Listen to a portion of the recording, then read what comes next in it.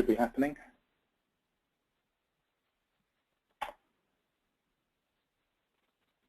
Oh.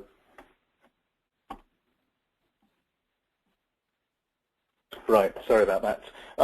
The way this webinar works is that we've got a number of speakers that are going to be talking through slides and giving us the points that they want to make. And all of the audience, if you'd like to ask questions, there's an opportunity to use the questions box that you can see on the screen in front of you as part of your webinar setting to type in questions. We will have a Q&A session at the end when we'll be going into discussion with all your questions. But all the way through, if you've got any questions, feel free to start typing them in as we go.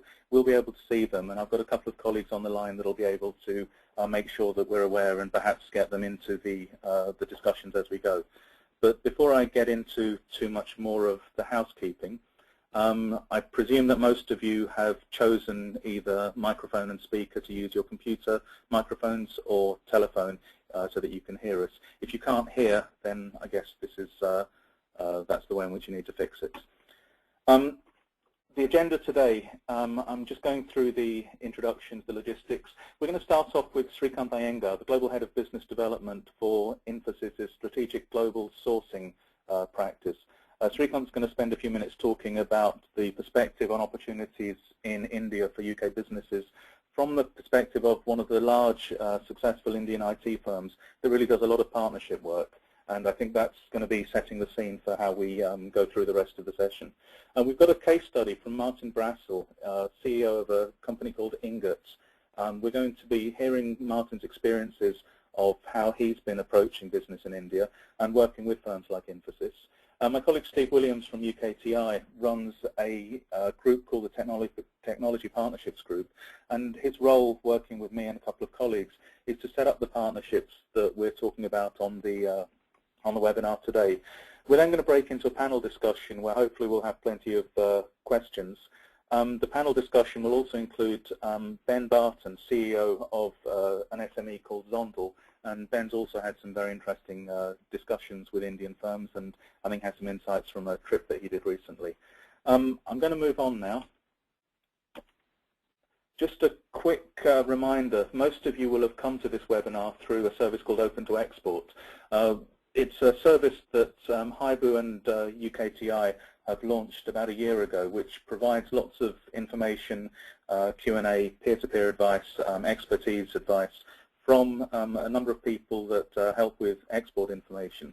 And one of the things we find on these webinars is we'll cover a fair number of topics, but it's quite useful to follow up any questions you've got by registering with Open to Export and putting your questions online. And what you find is a steady stream of answers to some of those questions. So that's another channel that we'd suggest that you take a look at after we've finished. To set the scene, it's usually quite helpful to get a sense of how experienced people are with exporting so that Srikanth, Martin and the others can pitch their comments accordingly. So we're going to go into a poll which will show you a set of options that describe your relative experience with exporting. If we could get onto that now, we should find that that poll comes up. And you've got a choice of 3 buttons. Those buttons, if you could click one of those that best reflects your experience as an exporter, particularly around India, because it is very specific to the Indian markets.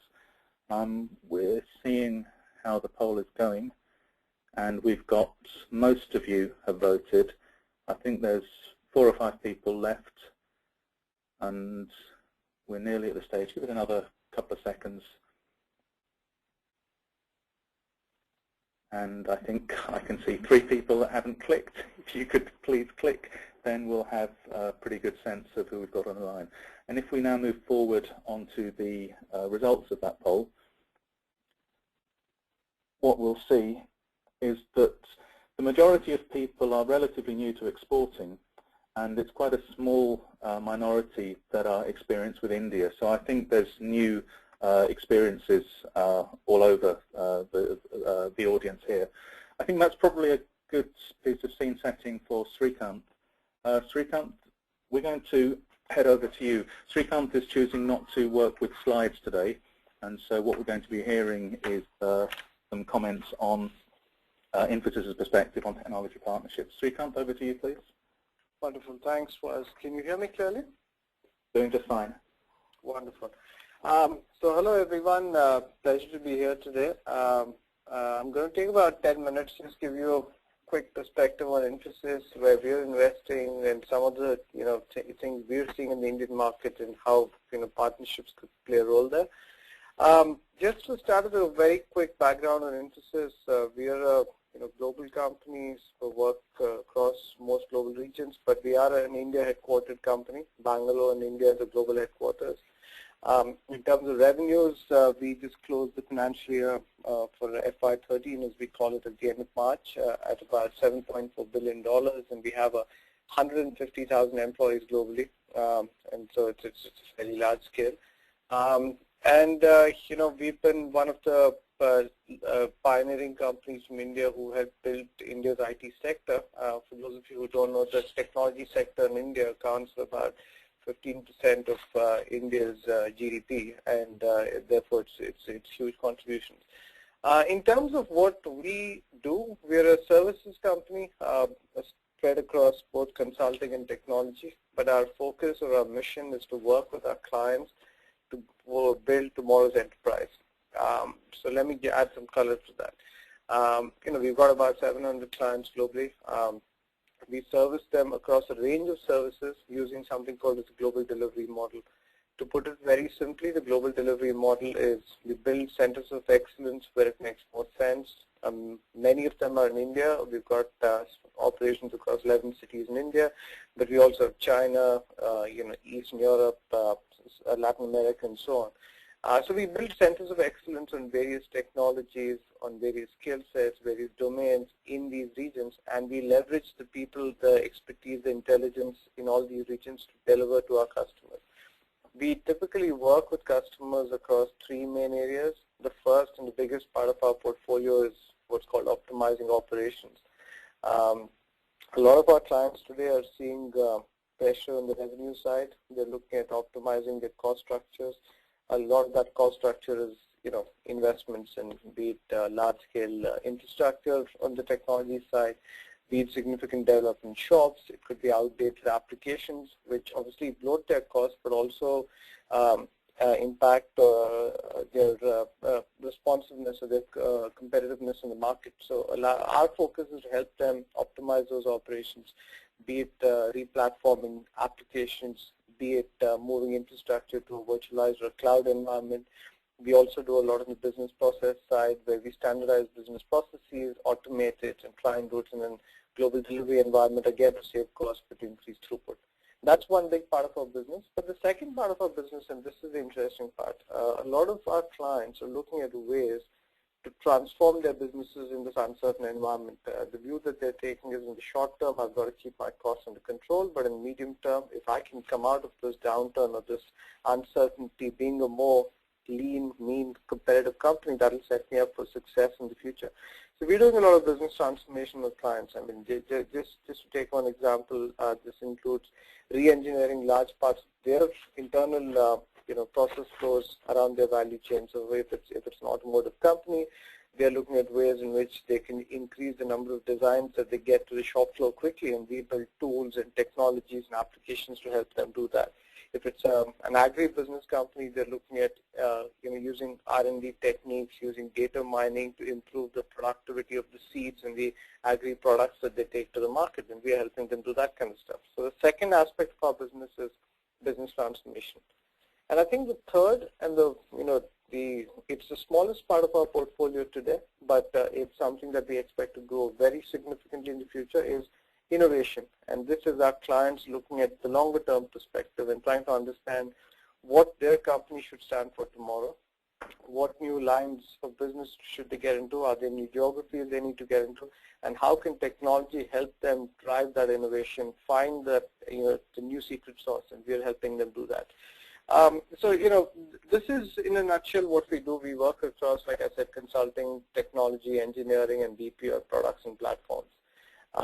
Just to give you a perspective on the India market, although we are India headquartered, India has traditionally been a small market for us in the past, but it has been a market that has seen significant growth in the last 2 to 3 years for a variety of reasons. One, I think a lot of global companies are investing significantly in India, but they've realized that India as a market, be it the consumer market or be it the institutional or the industrial market, is a very different market from other parts of the world. So they're trying to align their services to India, and we're playing a part of that process, and we're helping them. Secondly, I think there are a lot of domestic Indian companies that have become global players. I mean, many of you have heard about the Tatas and the Mahindras of the world. And all of those companies are consuming technology and business process services in large volumes, and we are playing part of that as well. Thirdly, in India, we're seeing that the government is leveraging technology to, improve the effectiveness of the Indian economy as a whole. Different government departments are either privatizing partly, using technologies to change their processes, change the image of the country as being more open to investments and so on, and we are playing our part in that as well. So given all of that, the India market for us has grown, more than 100 to 150% in the last couple of years. If you look at it from a global perspective, it's still relatively small. It's about 5 to 6% of our business, but that's a large number in numbers because you're talking about at least about $100 or $150 million in terms of revenue. And I'm going to take two specific examples from the India market that I thought may interest some of you, and then we'll go down to the partnerships. One interesting project we've done is with India Post. This is the postal service. Just to give you guys a perspective, it's one of the oldest postal services in the world. They have 150,000 post offices across the country.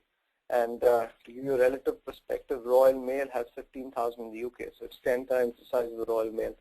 Now, to date, the postal service is, basically been used to deliver letters, and in the recent past, maybe some packages as well, but not to a significant extent.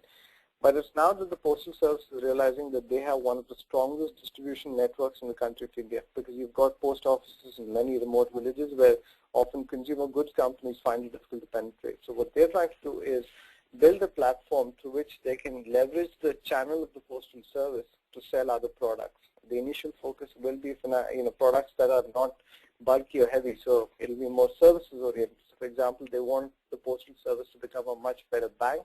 They want the postal service to be an outlet to sell insurance and so on and so forth. And to do this, they've actually decided to build a whole platform that helps them deliver these services. So that helps track inventory that goes through the chain, that helps provide the front end for clients to be able to use it in the postal service. There is a vision for some, point of sale sort of terminals that can be installed in some of the bigger postal services, and Infosys is doing that. Now, the key thing here is that we can't do all of this by ourselves. It's clearly a very large project. There are other companies involved, a few larger companies, and there will be a whole host of smaller companies that will require to play a role in the ecosystem as well as this service evolves. So that's it's a very interesting, a very forward-looking project. It will take a few years, but the belief is that it will significantly change a lot of things that happen in India from the postal perspective. That's one example. The other example I want to take is the private sector example. So as many of you would possibly know, the telecom sector in India is booming. I think India adds about 10 million or so new handset users a month, if I'm not wrong. And so it's a big market. But the issue that mobile operators are finding in India is, one, that while you have the user base growing, it's difficult to monetize the user base because most people buy packages for basic calls and they try and minimize the extent to which they use that service other than basic communication. The second aspect is it's a very competitive market, and therefore there's a lot of pressure on margins.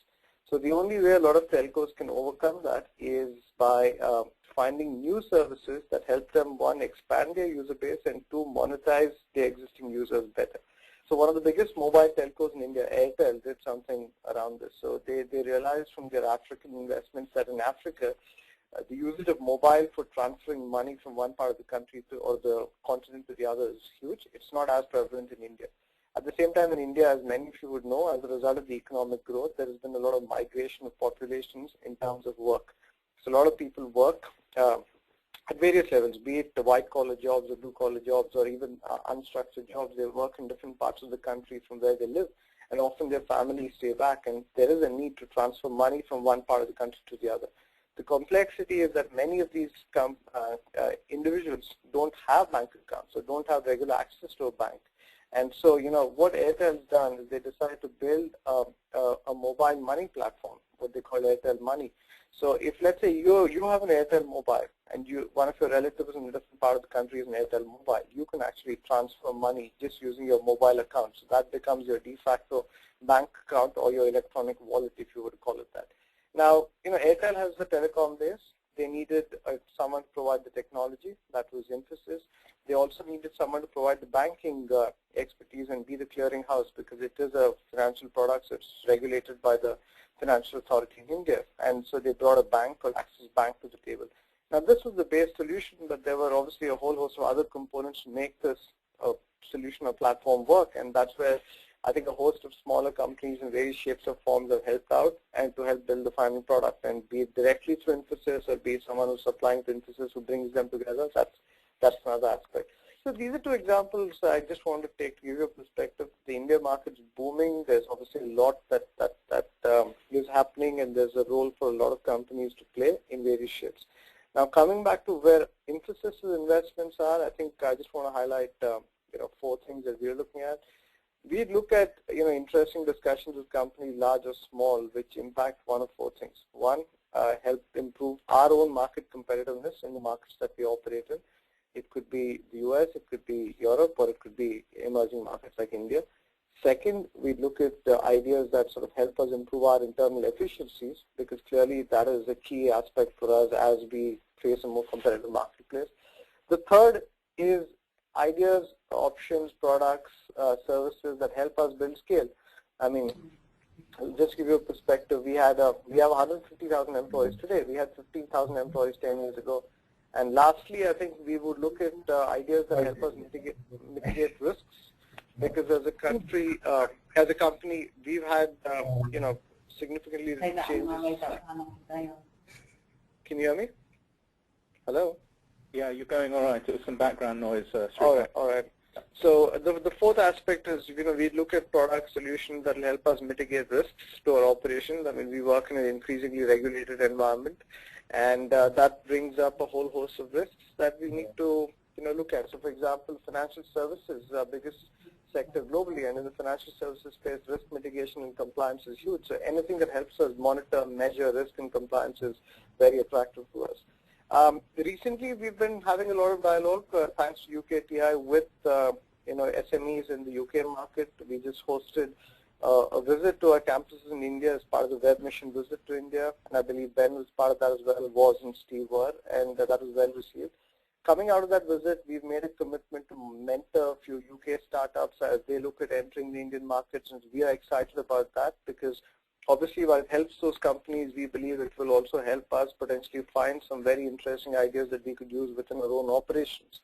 And we've taken a couple of those discussions forward. In fact, one of the companies we're talking to is actually looking at potentially taking one of their products to our software delivery labs to see if the product is effective in helping us improve our code delivered. And if that works, we might actually expand the relationship with that company across some of our operations. So that's a very quick perspective on Infosys and what we're seeing in India and what we'd be interested in.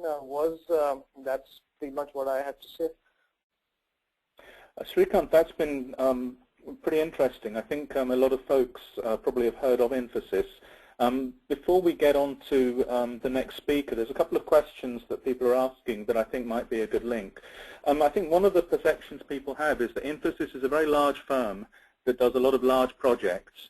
And so some of the smaller firms with innovative technologies are a little uncertain on whether they can really engage with such a large firm and whether it's possible to have a profitable relationship, to be blunt. What's your view on that? Because I think that's something that a lot of the folks are asking in different ways, the same question. And that's probably something Martin can then speak to when we get on to the next speaker. I think that's a good question. Yes, we're a large firm, but I think I just want to tell people that at the end of the day, we deliver projects for customers. So we do 8,000 to 10,000 projects a quarter for a customer. So clearly, our business is an aggregation of a whole bunch of assignments or engagements or projects. Now, in terms of engaging with smaller companies, is it very easy? blunt as well, and I'll say no, it's not. And I think it's not because we're not open to ideas. It's partly because, you know, a company our size, often we don't have the bandwidth or the willingness to engage with a lot of smaller companies when their products or services are at a stage of infancy. If we were to find a product or a service that may be small but is sort of in some way proven or tested that we can quickly deploy to our operations and it shows tangible value, there would be significant interest. And I think that's where the sort of the equation falls apart, that, you know, a lot of companies try and talk to us, but often we find that there would be a lot of work in terms of making that product or service they have ready for our operations or ready for our clients. And we don't have the time or the willingness to do that if there's a better alternative available in the market, even if it were slightly more expensive. So that means it's more later stage technologies rather than very early stage technologies that's of interest to you? Yes, that's what I'd say. Something that's at least proven and tested at some scale, even if it's a small scale, rather than something that's still at infancy. And what about the concept of whether this is for the Indian market or for third countries? You mentioned places like America. Are you looking for partners to help you primarily with Indian solutions? We're looking at partners who would help us, you know, in different parts of the world. Clearly, it is in US and Europe are our two biggest markets. Joined together, they account for 90% of our revenue, so that's a very large, you know, pie. However, you know, Asia Pac, as we call it, and India is a part of that, is one of our fastest growing markets. At a corporate level, we want Asia Pac to be 20% of our business within the next 3 years. And we know that to do business in these markets, we need to look at solutions and platforms very differently because our buyers are different, their needs are different, and they're adapting to the market as well. So we're open to solutions in India or in other parts of Asia. We would also be open to solutions in the US and Europe as well. Okay. I think that's the point at which I'd like us to move on to the next poll, because what we're doing now is switching from a discussion of what the Indian perspective is, to a discussion on what the perceptions are of the UK partners that actually are most of the people on this webinar at the moment. So what you should see in front of you now is a question for all of the audience members, asking for your sense of where do you think most of the challenges and problems are likely to lie, either experience or perception, because what we're trying to get a sense of is where support is most required, where people like Srikanth and his organization need to work differently. How do we make sure that these partnerships happen so that the UK SMEs know how to build these successful partnerships?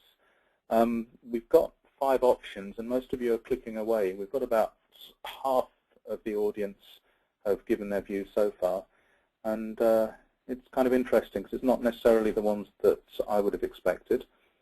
And if we give it another few seconds, I think we're down to the last 3 people, and then we should be ready to go. Just if you haven't clicked, if you wouldn't mind clicking, please. Okay, that's about as much time as we've got. And what we're finding is it's really a lack of knowledge, but the lack of knowledge is either generic or specific to finding the right kind of partners. There are a few experiences people seem to have that when they're with a partner, knowing who to talk to, and there is a little bit of doubt about being paid, which we might come on to later, but I'd strongly suggest that's something that gets explored on Open to Export. It's a very common theme that people look at. If we now move on to the slides, what we've got, if I get to the right slide, is Martin Brassell. Martin, we've got your slide up there. Are you ready to give us a few minutes on your experiences of doing business in India, please?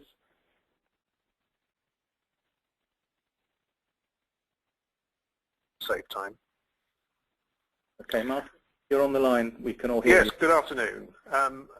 There's a couple of builds on this that I think we can probably go straight on to. That's it. And a couple more. And 2 more. That's it. Thank you. Yes, good afternoon, everyone. Just by way of a little bit of introduction, as was said earlier on, we provide online intellectual property services. The idea really being that by introducing expertise and providing it via online tools, it's possible to reduce costs for users and do something quite transformative in terms of scale. So we start by providing tools that enable organizations to profile all of the IP that they've got, and then they can do a number of things in terms of thinking about what they should do with it next, getting a good indication of what it's worth using a system that we developed with Grant Thornton, and also advertising those assets on online marketplaces if they're looking to agree licensing deals or possibly sell or indeed finance them. So that's just by way of a brief introduction to what Inngot is. If we can move on, let's go on to the meat of it. From our point of view, going to India was really just the right time for our business. We are at the point after a few years of trading where we've got increasing traction in the UK. It's very difficult, I think, to approach these export markets in a concentrated way if you're still in the very early stages of trying to develop things at home. We already had negotiations underway in several overseas territories, but it was really the existing interest that had come through from India that made us look more seriously at it. In particular, we'd had contacts with quite a large firm of IP attorneys in India who provided us with some independent evidence that the Indian marketplace was likely to be reasonably receptive to not only our services, but also the kind of price that we were seeking to charge for them, which is something I'll come back to on the last slide. Other than that, I would say some of the attractions for India are perhaps more generic. Very clearly it's a market that is very large, has very high growth potential, and I think we're also attracted to the fact that it has a strong track record in ICT and capabilities. But also, if you're doing something with intellectual property, it's extremely important to understand that you're dealing with somewhere that's got a basic legal structure that's reasonably familiar rather than completely different. So the underlying common law structure is more or less the same as the UK. They're fairly governing IP, although the timescales are somewhat extended in terms of things like registration of patents or trademarks. There is a degree of shared heritage, and I think we experienced that during our trip. But obviously the fact that English is a sort of second language across the entire nation is something that you really can't ignore compared with some of the other markets that one might seek to tackle in Asia. So those are the main motivations in it. If we could move on, Was? Before we do that, Martin, there's a couple of questions coming through that I think sort of relate what you're saying with the previous poll, because it seems like you've started from a position where, for your early visits, you already had a sense of who you were going to talk to, and you seem to have a few pieces of knowledge about what the legal structure was like, and in your particular domain, that things were kind of okay. And the question that people are asking is, well, how did you get that first set of names found? How did you get past the lack of knowledge where you're sitting here 5,000 miles away? Could you talk us through some of those steps before you... Certainly, yes. Well, it wasn't particularly easy, and it's still very much, I think, a work in progress. We picked up quite a lot of information initially, well, as most people probably do by using the web. We had some specific things that we were searching for in terms of seeking to understand how much activity there was around intellectual property trading platforms, who seemed to be the main firms that we were dealing with in terms of the professional services angle. But we also had some conversations with existing customers. So, for example, we've been doing quite a bit of work recently with Microsoft, who are obviously very active in India as well, and that provided one of the sort of contact points that we could exploit. So I guess it's really a question of building on what you already know and any contacts that you think might extend into the territory, but really thinking quite long and hard about what are the right questions to try and ask. What are most important for your business? I mean, I wouldn't claim, even after 2 visits now to India, that we are in a position where we entirely understand all aspects of the landscape in the depth that we'd like to, but I think by putting the work in up front, it did enable us to make better use of the trips. So that's your perspective from the UK shore. Srikanth, are you still on the line? Yes, I am. Yeah, I just wanted to sort of switch that back, because we've got some, basically the question is, How do you see that same conversation? Let's suppose you're in a situation where at Infosys you had a need around managing your IP in the way that Martin's talking about. This UK company sends you an email, drops you a line, gets someone from UKTI to give you a call and say, we'd like to meet.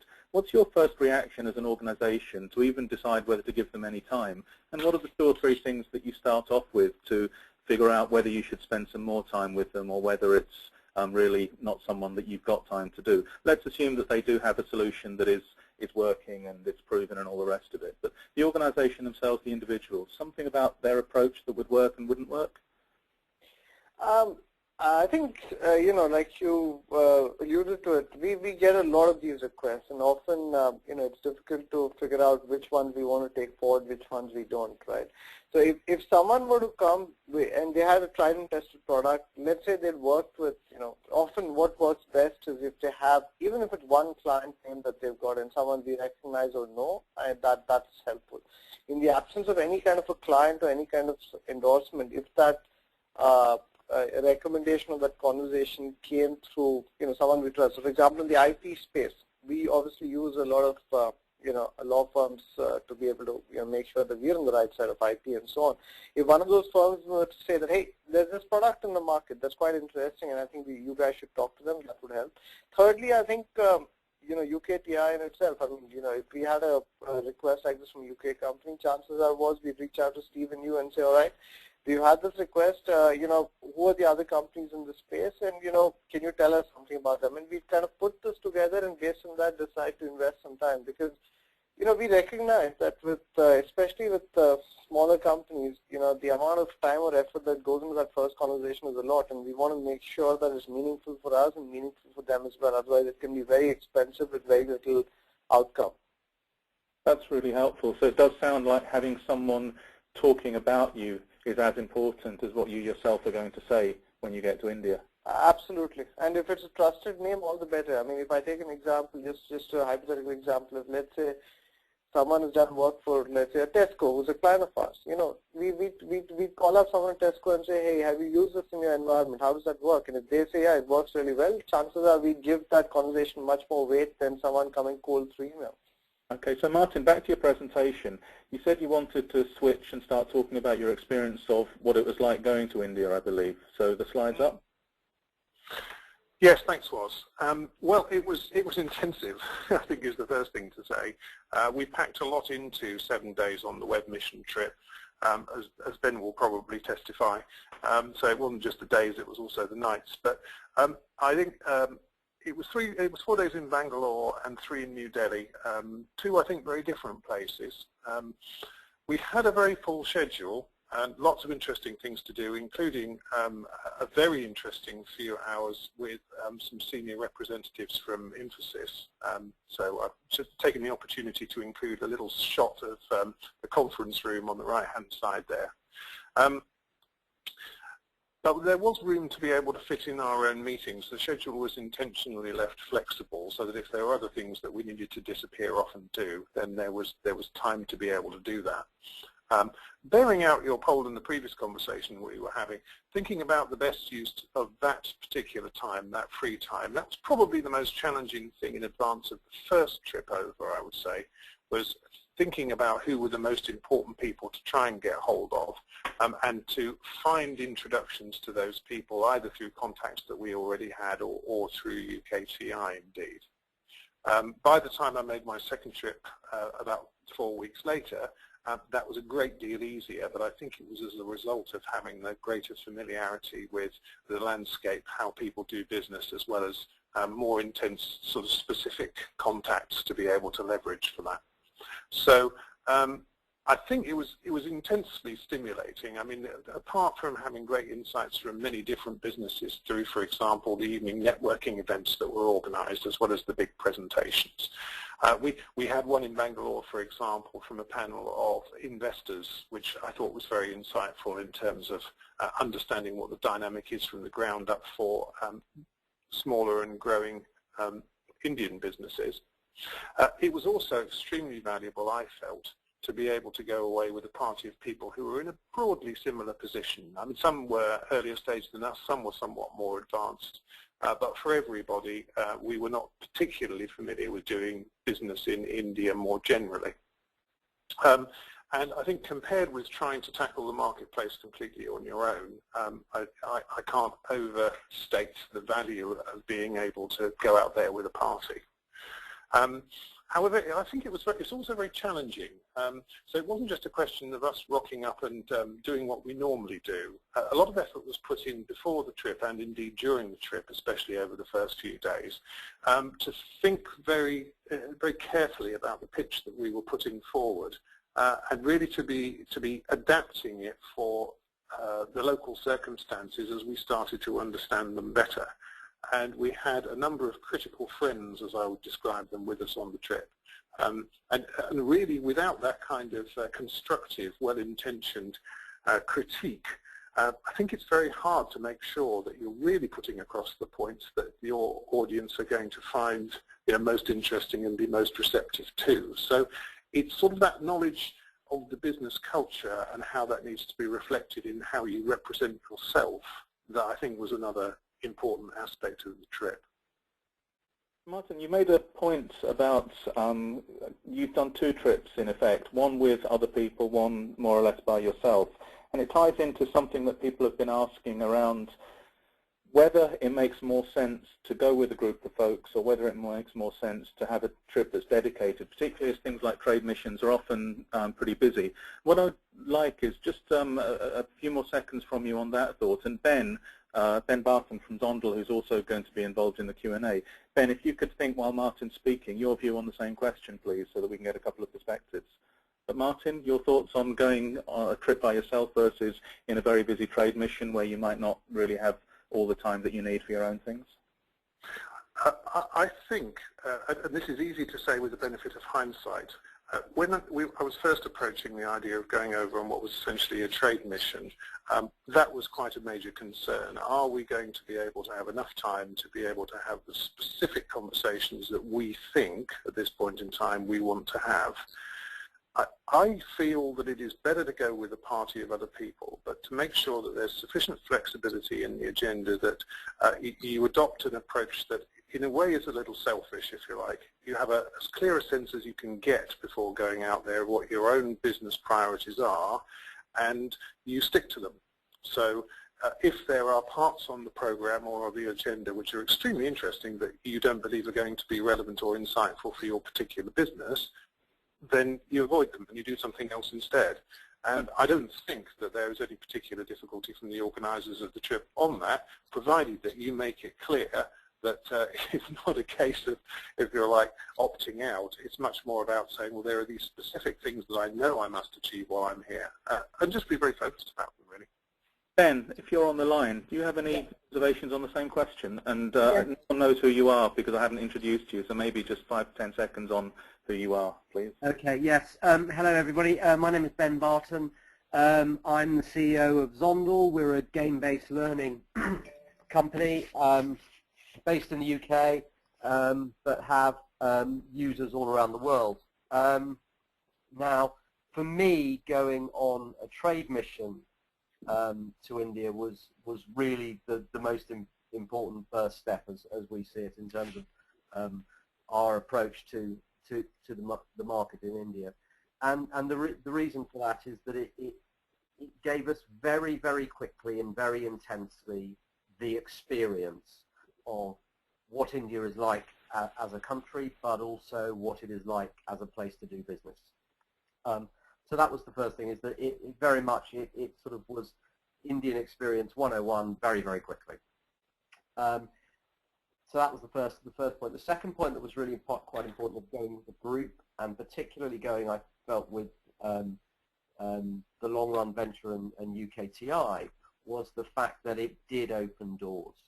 2 of the most fruitful conversations I've had are with very large educational publishers who are head office in the UK, but the easiest way for me to get a meeting with them was to get a meeting with their Indian subsidiaries, because the fact that we were on the trade mission opened those sorts of doors.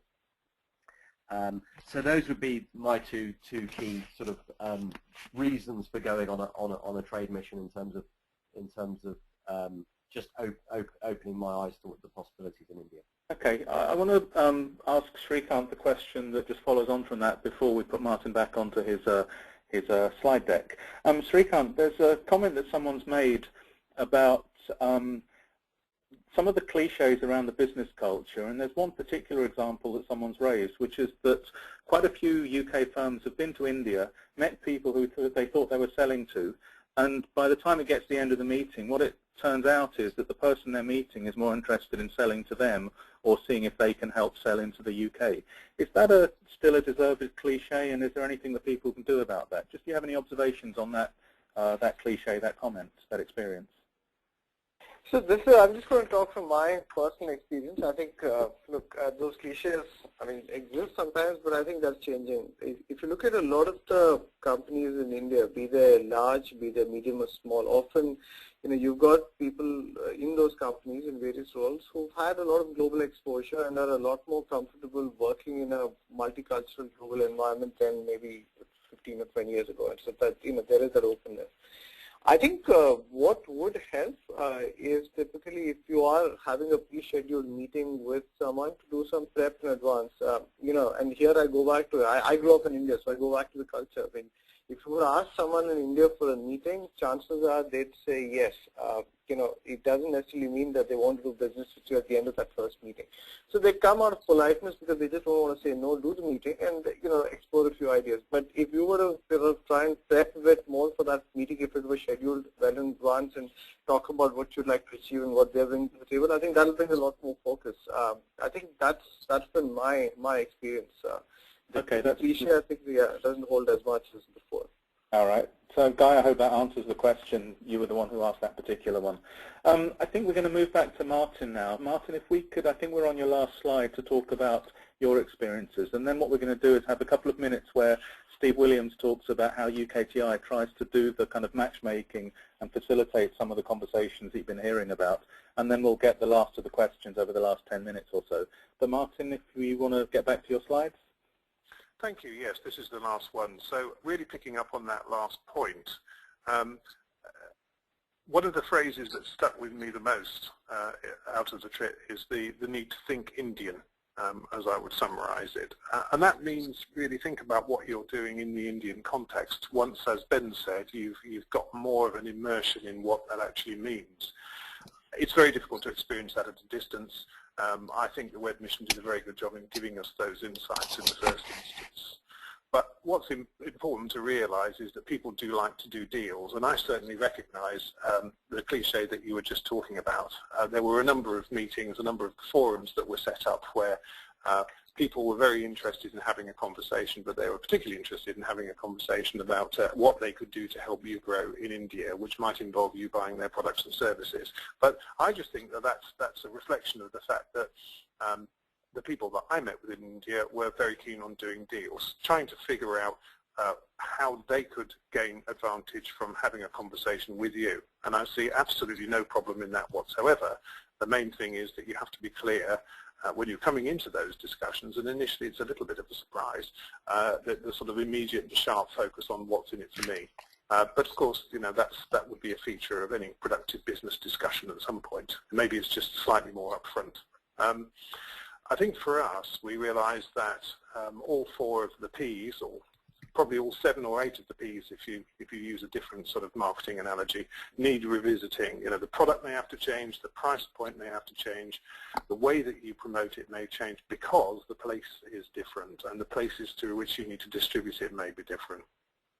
So it's important not to assume that you've got something that will drop straight into the Indian context with no changes at all. One quick point on the price, though, is that the size and scale of the market is so much greater than one imagines if one's been sort of developing a business based around the UK marketplace, that there is an opportunity, if you have the right offering, to sell an awful lot more of it to that internal market than you might manage here. And depending on what your business model is, adjusting the price may not necessarily be a problem.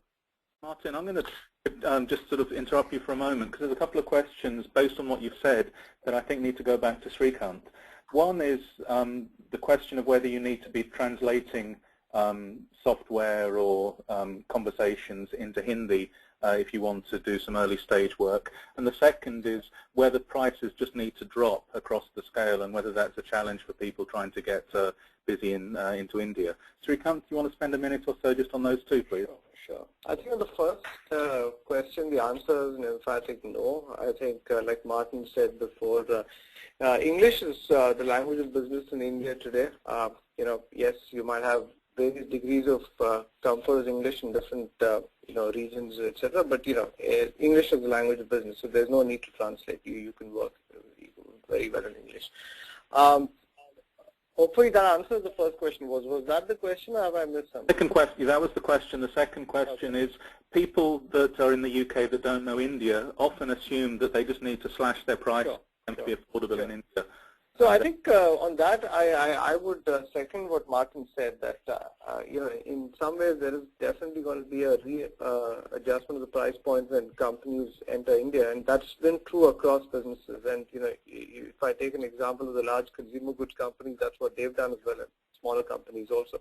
However, I think like Martin said, the volume and the potential of that market, whatever market you play in, is so much larger that that initial pricing to get in makes it attractive enough. And the third aspect, I think, is you've got to remember that Indians and again by being Indian, I'm sort of generalize this, but they like a bargain. Like Martin said, they like to do a deal. So if you're going in trying to do a deal and they feel like they've wrangled something out of it at the very end, and that gives them a deal, your chance of closing that is that much better, even if it means taking a hit at the start. Thanks, Srikanth. Martin, we're going to move to the final poll question and the final few minutes. So you need to do any more to wrap up on the last slide, please? I think if I just wrap up briefly, we've just covered really the point about the scale of the market, which is the central one. I think it's important to state that while there's a huge amount of interest, particularly from the government, that's detectable around the bottom of the pyramid, that's far from being the whole story. But I think also, as is reflected in some of the earlier scene setting, it's quite a good time to go. I apologize if bureaucratic and hierarchical sounds a bit pejorative. It's more intended to be an observation that one of the reasons why people are keen to do deals, in my experience, is that there tend to be a number of other people within the organization that might want to get involved, and they might want to impress, which is probably a longer conversation for another day. For us, the fact that there is this enormous spirit, which was summed up by Vijit, who was one of the people who was organising our visit, as being jugaad. I think it's a Punjabi word. It sort of implies enterprise and initiative. There's an enormous amount of that. So although we see quite a bit of activity taking an intellectual property slant on it, that, if you like, is quite me too, from all the conversations I had, I think I've become convinced that there's a growing understanding and enthusiasm for the importance of innovation. And as Srikanth said earlier, there's also an increasingly international outlook, even amongst some of the smaller businesses. So all of that makes it, I think, a good time to go. Excellent. If it's a good time to go, it's also a good time to go on to the next poll. Sorry, that was awful. What we're going to get into is some questions and answers now.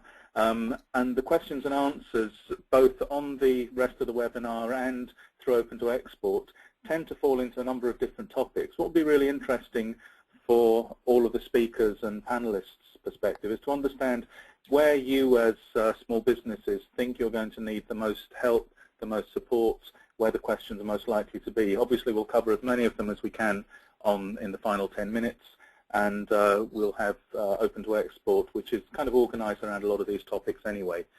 I think we're getting a few answers to that question, and what we're finding is that there's a grouping around 2 or 3 topics in particular. I think we're about 2/3 of the way through, so I think there's a few more. Okay, we're nearly there. I think there's 5 people left to click. Okay, let's go with that if we could. If we can turn to the results now. And I think what we're finding from the poll really ties in with our experience working with SMEs at UKTI and other organizations, which is the market research, the understanding your market is where most people, I think, tend to need most of their support. Certainly that's where most of the questions arise. And what we're now going to do is move on to my colleague Steve Williams at UKTI. Steve, are you on the line? I'm on the line, Was. Okay, so Steve has a couple of slides to very briefly talk about the role that his team does, which I think is about to come now. There we go. Steve? Yep, thanks, Was. Technology Partnerships in UKTI is a new unit going in a totally different direction. What we are doing is focusing on specific business outputs. So we have teams, people like Was in India, working with our international networks across the globe who are building relationships with specific multinational companies. And within that are looking to qualify specific business opportunities that we can link back to high growth, globally scalable UK SMEs, to piece them and fit them into these opportunities. Was, just click through. There's a number of areas that we are prioritizing and looking at that match the needs of some of the larger Indian primes, companies like Infosys. And this slide just runs through that. I'm not going to go through these. But what we realize and what we understand is that there is a key opportunity, a key change in India's willingness to look to the UK for innovative technology.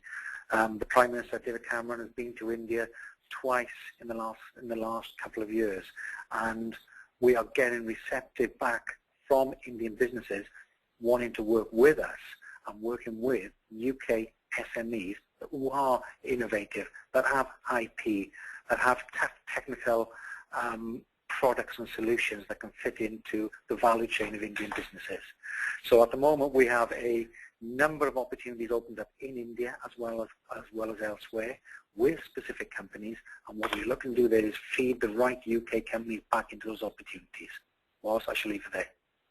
We've got on the line one of our colleagues, Rory Merlin-Picardo, who runs the technology group for whole of the British High Commission and Deputy High Commissions across India.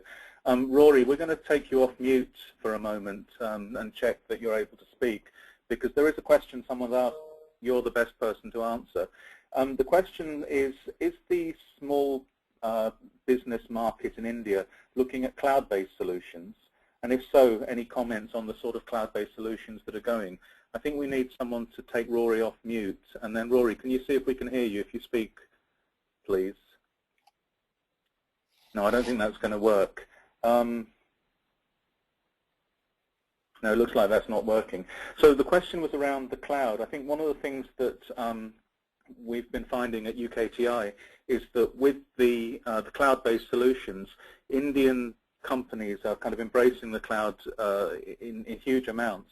And actually the other piece that works very nicely with that is a lot of the very advanced technology and skills required to use the cloud seem to exist in there as well. So if people are working in the cloud, they've got solutions in the cloud.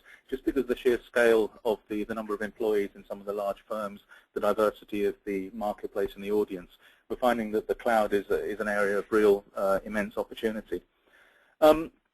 Martin, one of the things that people have been talking about is when they go to India to try and do business, they're not entirely sure whether people are serious about what they're talking about, whether it's a real kind of deal or whether it's just kind of fishing for information. Have you got any experience, you and Ben, just to talk about those points, about how you get the credibility judged in the conversations you have? Ben, do you want to kick off on that one, or shall I? Yeah, no, that's what I'm happy to.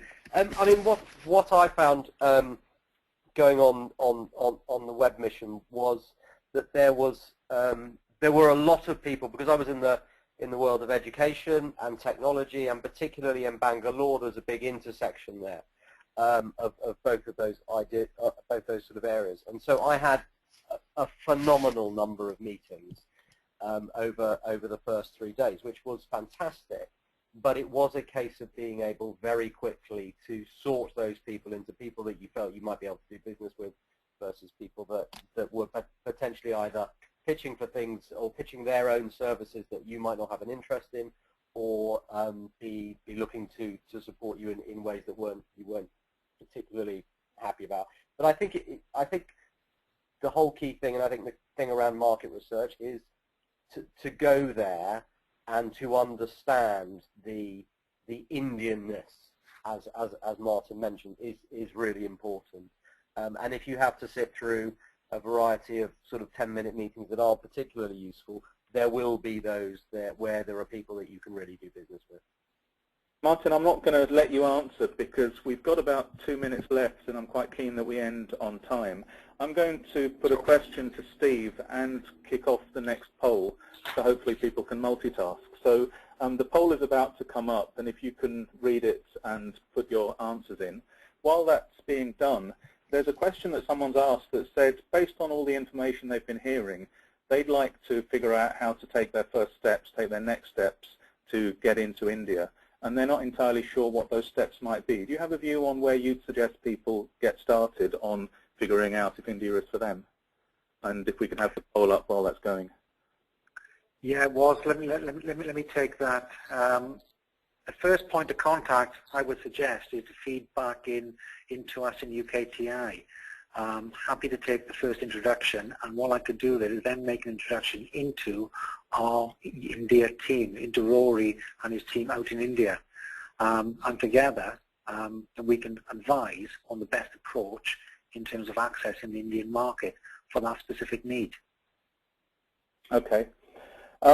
So I guess if people do that, they can contact via yourself and also find out about any upcoming missions, which I think is one of the other questions. I think there's a bit of questions that are coming through which we're not going to be able to talk about at the moment. Oh, by the way, there's been a technical glitch, so I'm afraid there's no poll to answer. The next set of things that people should be doing with these questions we're not answering, we'll pick them up offline and try and reply with specific answers. But I'd also very strongly suggest that what people look at is going back to Open to Export. If you register on Open to Export, it's actually a pretty good place to ask some of the specific questions that are coming up on company venture cultures and on how to find investment in the technology you've got. But I'm afraid we're right out of time. We will be putting up a poll at the end to get your feedback on how this session went and what we could do better next time. But hopefully it spurred you all on to find out more. Come back to any of the people that you've got, that you've heard from. You can get back in touch via the registration mechanism that you've been receiving. And of course, Open to Export is a good way to get hold of all of the people you've spoken with. Thanks very much for your time, everyone, and have a good rest of your day. Bye-bye.